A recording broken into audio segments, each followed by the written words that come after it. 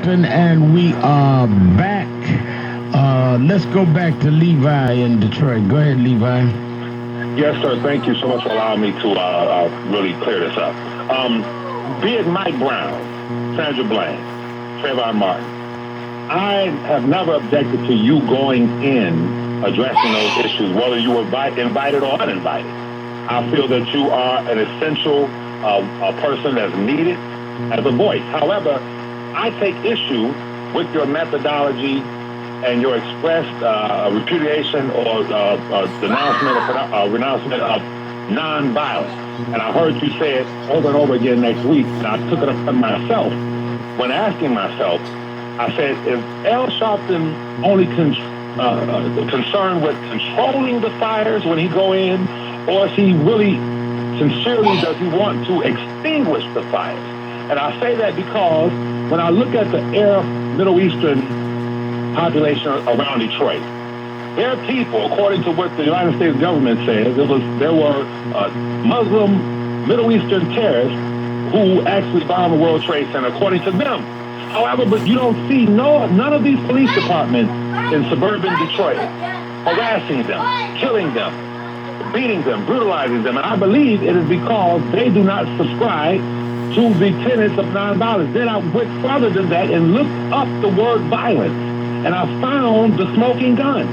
And that is, if anyone that's listening, if you Google that word violence and you look at the law, the legal definition of it, it says the unlawful exercise of physical force or intimidation by, this is according to the book, by, the exhibition of such force. Meaning, if you're defending yourself, anyone that's defending themselves, they could never be deemed as being violent. Anyone Okay, well, all right, let me respond. First of all, the situations that we go in, that I've gone in, you said whether I'm invited or not, you had no problem. I only go if I'm invited. That's one. Secondly, because I have a problem going in uninvited. Namely, because we have a lot that we are doing if there's not a crisis. Secondly, when I express over and over again, as you say, I believe in nonviolence, because that is what I believe in. I believe that we should not become like the people that we are fighting. That is my belief.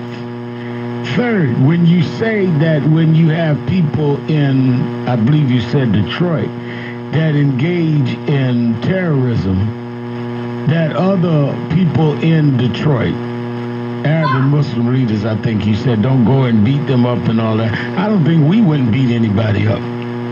I think that there are those Arab leaders that say they don't believe in violence. So if I am in a situation with you, Levi, and you say, I believe in this, and I say, I believe in something opposite of that, I'm not beating you up. I'm expressing my views like you expressing yours. What I think that we've got into, in some areas, dangerous zone, is people telling people, if you don't believe what I believe, you're somehow an enemy of mine, or you somehow doing something wrong to the people. Well, then we're not fighting for freedom. We're fighting it to go from one oppressor making me act a certain way to you acting a certain way. If I disagree with you, I disagree with you. I'm not beating you up. I'm not holding you down. I am saying what I agree with. And that is why I say every day that everybody has their lane. You do what you do, and I do what I do. But the minute I have to do what you do to prove to you something, then we're no longer talking about liberation, because I don't believe in that. I've seen too many of my friends that I grew up with that went other routes, that went to jail for long periods of time or got killed. I don't believe it works. I don't believe it's practical, and I don't believe it is right. But those that participate in that, they participate in that. But don't try to force those of us that don't to participate in that. When I went to Ferguson, for example, Michael Brown's parents called me. This was while he was still on the ground. The next day there was violence there. The day after I was there. We had rallies, we had marches. I never went and beat up the kids that had violence. But when I was asked by the media my position, I said, we have nonviolent marches. I come in the tradition of Dr. King. Some of the kids that engaged in violence, that people advocating, went to jail. We had to help get them kids out. The people that agitated them left town, and they have not seen them since. Talking about quelling, we are still in touch with those families, those lawyers, and work every day. Same with cases, Tulsa, now all the way back to Trayvon Martin's parents, just with us last month at the convention.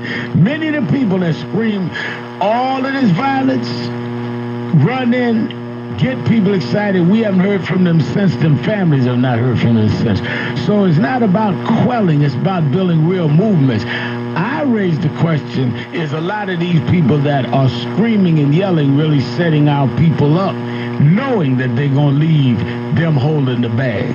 There are kids in jail right now in Ferguson for arson, right now.